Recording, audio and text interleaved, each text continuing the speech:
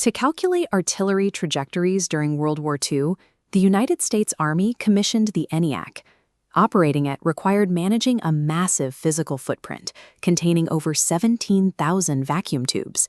These glass tubes operated purely electronically. Because they manipulated the flow of subatomic particles through a vacuum rather than relying on moving metal parts, their switching speed was thousands of times faster than physical alternatives. Yet despite having access to this rapid electronic switching, engineers building the majority of early 1940s computers chose to rely on the electromechanical relay. This timeline compares the two technologies' response rates.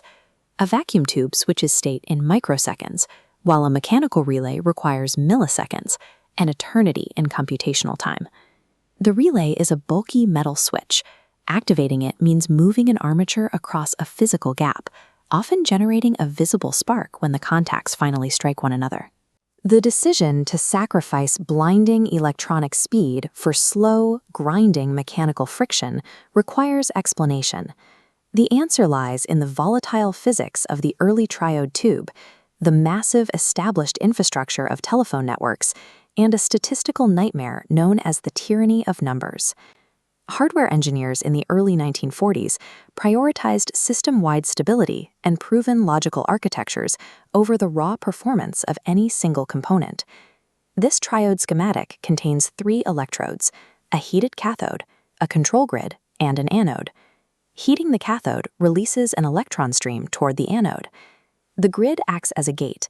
A slight voltage pulse instantly expands or contracts the entire electron flow. Edwin Armstrong realized that feeding the anode's output back into the grid achieved extraordinary signal amplification. This regenerative design was optimized entirely for the continuous analog waves of early radio transmission. This animation shows the engineering mismatch.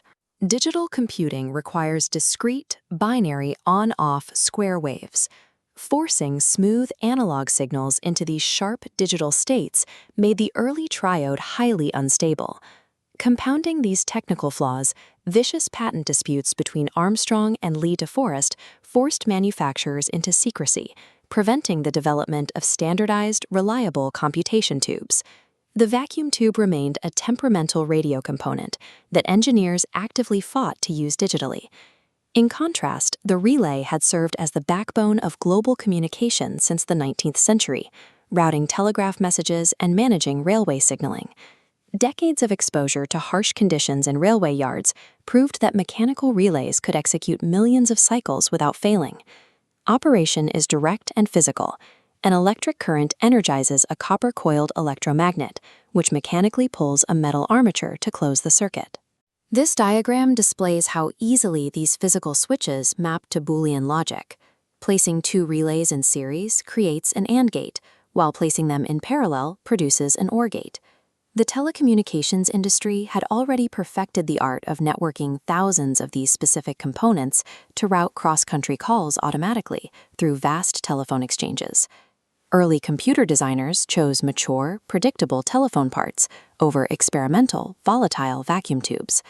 As a result, the earliest digital computers were functionally massive, repurposed telephone exchanges, optimized for mathematics. Building an electronic machine like the ENIAC required staggering physical density: 17,000 vacuum tubes, 70,000 fixed resistors, and 10,000 capacitors wired together. This grid represents the ENIAC's component volume. The mathematics of reliability dictate that a single tubed failing out of 17,000 instantly corrupts the entire data stream, destroying hours of trajectory calculation. To maintain these fragile logic flows, the military relied on female programmers who physically patched cables across the machine's towering panels. The sheer volume of components generated immense thermal stress. The heat constantly warped the internal architecture, causing frequent, unpredictable filament burnouts. Despite holding mathematics degrees and deep technical knowledge, the military officially classified these women as sub-professionals. The trade-off was stark. A mechanical relay computer operated 1,000 times slower, but could calculate continuously for weeks without a single hardware crash. The ENIAC designers took a massive physical and statistical risk that only narrowly succeeded. Their constant battle against component failure vindicated the conservative approach of their relay-using peers. The delayed adoption of the vacuum tube demonstrates that raw performance metrics do not dictate technology transitions. Successful engineering requires stable infrastructure. This flowchart illustrates the necessary technological bridge. The manual switchboard laid the groundwork for the relay logic gate, which in turn provided the proven mathematical architecture needed to build electronic accumulators.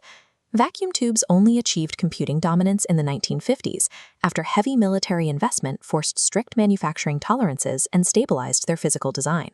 Soon after, the industry abandoned tubes for solid-state transistors, finally securing the electronic speed of the triode with the mechanical reliability of the relay. As this animation demonstrates, the microscopic transistor-based logic units sitting inside modern processors are direct descendants of the heavy, sparking relay networks designed in the 1940s. Meanwhile, those pioneer components never vanished entirely. Vacuum tubes remain critical today in high-power transmitters, and relays continue to isolate high-voltage systems. The paradox of the early computers reveals a permanent law of hardware design. The fastest, most advanced component is useless without a reliable architecture to house it.